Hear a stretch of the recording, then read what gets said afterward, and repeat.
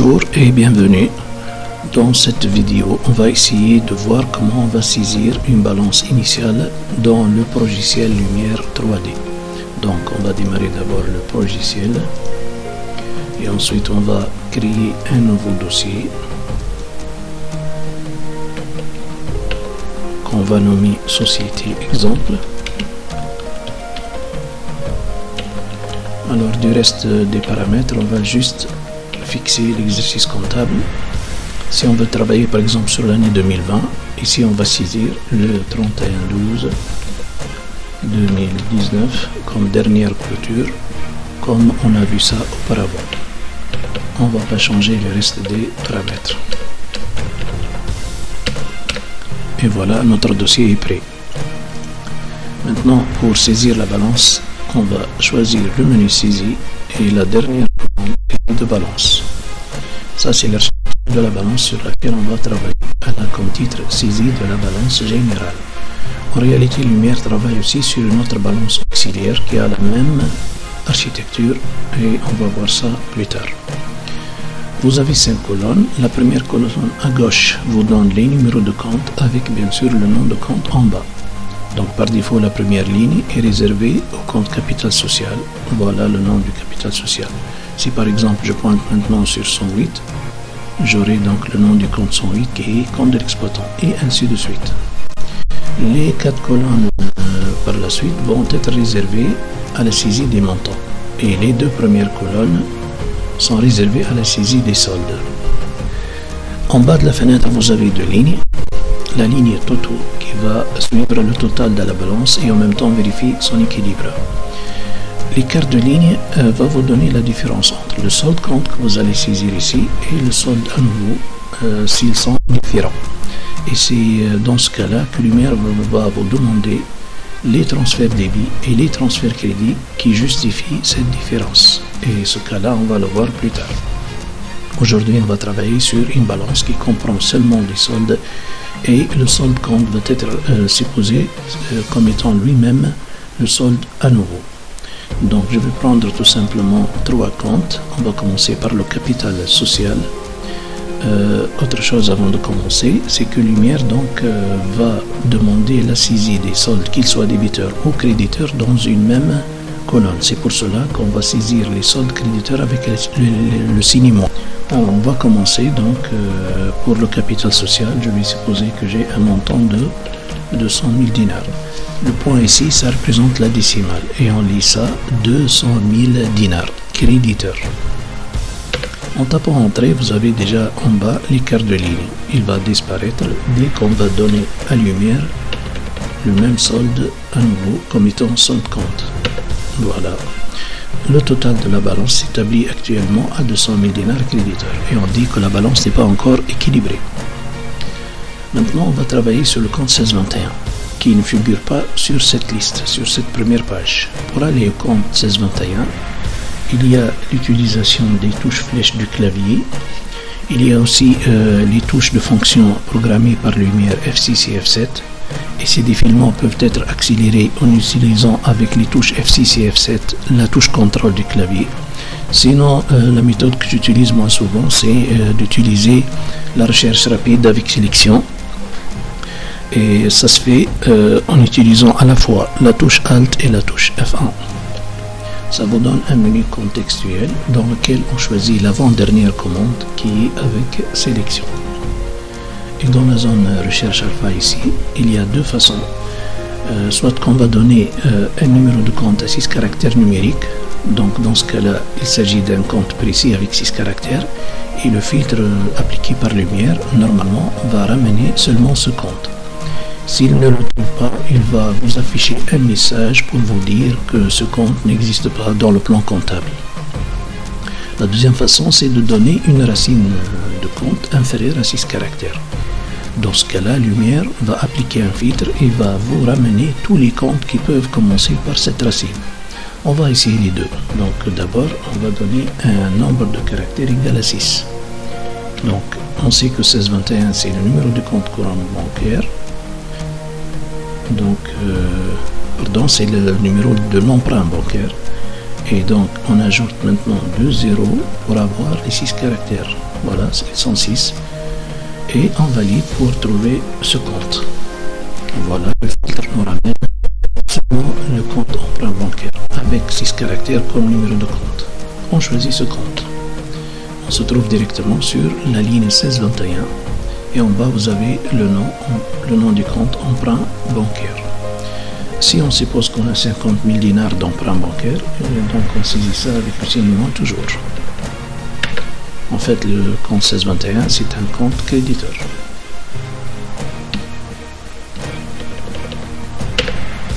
Voilà, donc on n'a pas d'écart de ligne et le total de la balance est élevé maintenant à 250 000, toujours créditeur.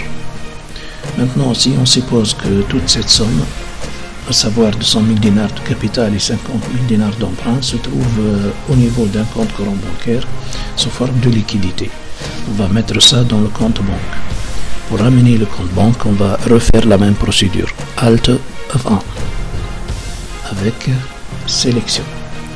Recherche alpha. Alors cette fois-ci, on va donner seulement une racine de compte. 5, 32. Vous connaissez ça, c'est la racine des comptes banques.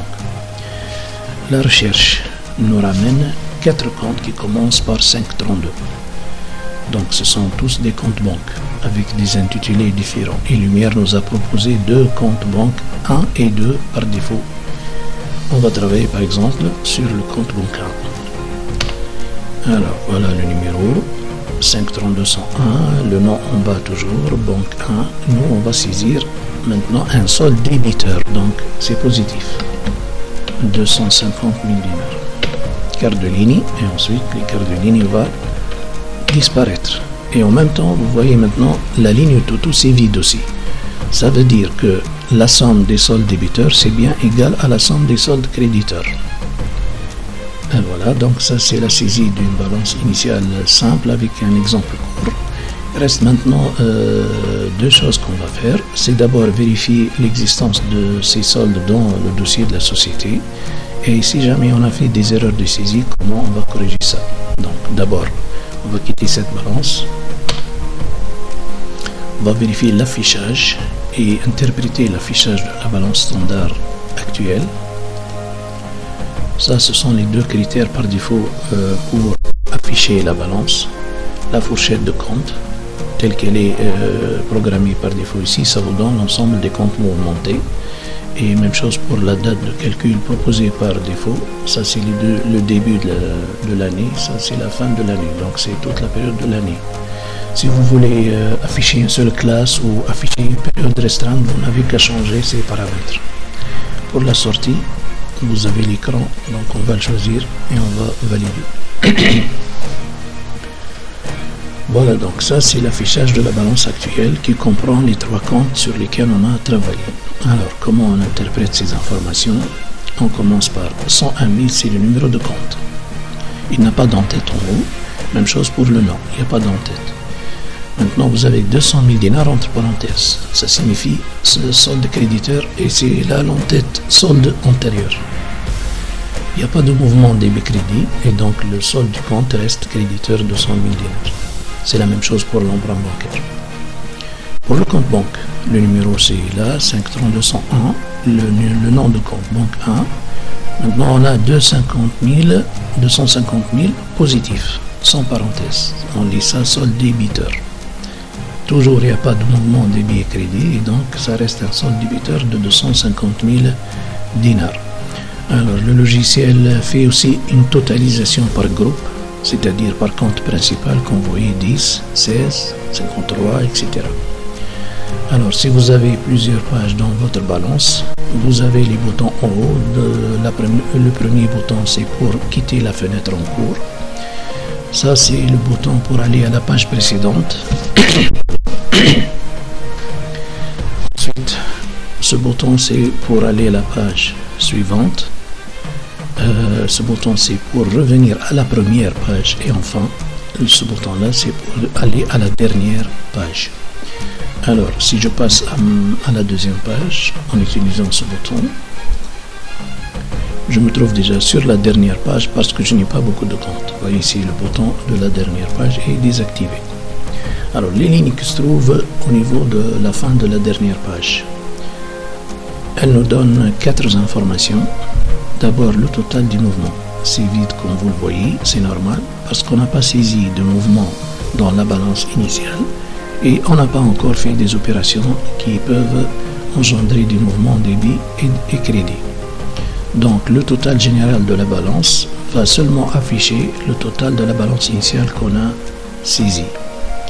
Dans cette partie-là, la lumière va vous donner le suivi des comptes de bilan à part et des comptes de gestion à part. Et la différence sous forme de solde, normalement, elle va représenter le résultat provisoire sans tenir compte de la variation de stock, parce que la variation de stock, elle est constatée à la fin de l'exercice comptable. Et donc, si on veut lire ça, on va dire que dans la ligne total bilan, les 250 000 représentent ici le total des actifs, alors que ces 250 000 représentent le total des capitaux propres et passifs sans résultat. Le résultat va apparaître ici comme différence par la suite. Actuellement, c'est 0 parce qu'on a égalité entre les montants actifs et capitaux propres et passifs. La ligne totale de gestion vous donnera au niveau de la colonne débit ici, donc le total des charges. Et au niveau de la colonne crédit ici, en bas, donc le total des produits. Et la différence par la suite entre charges et produits, normalement, va afficher un résultat aussi provisoire. Les deux montants que vous allez voir ici par la suite, on verra ça dans une autre démonstration. Normalement, ça va être le même montant, mais de sens contraire. C'est-à-dire si l'un est débiteur, l'autre est créditeur. Voilà, ça c'est l'affichage de la balance. Alors, si on a des erreurs à corriger, qu'on a détecté ici dans la vérification, ou si jamais lorsque vous avez saisi votre balance, déjà vous avez un déséquilibre, mais vous avez plusieurs comptes et vous n'allez pas à chaque fois faire alt à fin sélection pour retrouver un compte et vérifier son solde. C'est mieux de faire la vérification au niveau de cette édition. On dégage donc les erreurs et on revient par la suite à la balance initiale pour corriger. Par exemple, si je suppose que ici j'ai quelque chose à corriger au niveau de l'emprunt bancaire, je vais prendre deux hypothèses que je vais vous montrer. Par exemple, si je vais changer le montant, au lieu de 50, je vais mettre 60 ou tout autre montant. Ou que je vais changer la place de ce solde créditeur. C'est-à-dire, au lieu de le mettre sur le compte 1621, je vais le mettre sur un autre compte de dette. C'est ce qu'on va voir tout de suite. Donc, on quitte la balance affichée ici et on revient à la balance en mode saisie, comme on a fait au départ. Donc, maintenant, vous avez votre balance. Vous voyez que Lumière vous affiche les soldes que vous avez déjà saisis auparavant. Nous, on va travailler sur la correction au niveau du compte 1621. Donc, on va ramener le compte 1621.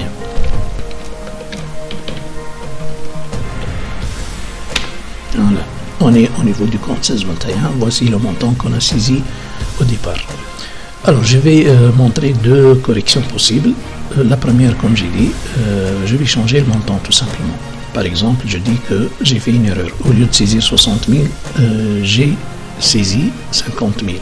Pour changer, vous avez dans le clavier la touche retour tabulation sur laquelle vous allez appuyer.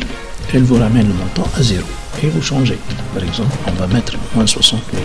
On passe au deuxième montant, on fait la même chose. Bien sûr, la balance elle est déséquilibrée pour le moment parce qu'on a changé le montant et on l'a augmenté de 10 000 dinars créditeurs. Ça, c'est la première façon de corriger. La deuxième façon, c'est la correction d'une erreur d'imputation. Donc, par exemple, je vais dire qu'au lieu de mettre le solde créditeur 50 000 dinars sur le compte 1681, je l'ai mis par erreur sur le 1621. Il suffit donc de changer sa place. Donc, on utilise la même touche de retour tabulation pour ramener ce montant à 0. On passe à la seconde zone et on fait la même chose. Voilà, on a fait disparaître les 50 000 dinars du compte 1621. Toujours notre balance est déséquilibrée, ça manque les 50 000 dinars. On va les mettre donc, on va corriger. On va dire que normalement ce montant, ça devrait figurer au niveau par exemple du compte 1685, intitulé Crédit fournisseur d'immobilisation. Toujours avec un signe moins, c'est un solde créditeur. Et voilà, on a changé la place des 50 000 dinars du compte 1621. On les a déplacés au niveau du compte 1685. et la balance est de nouveau équilibrée. Comme ça qu'on peut donc corriger les erreurs de saisie dans la balance initiale. Voilà, on a terminé pour cette démonstration. Je vous remercie de votre patience et de votre suivi.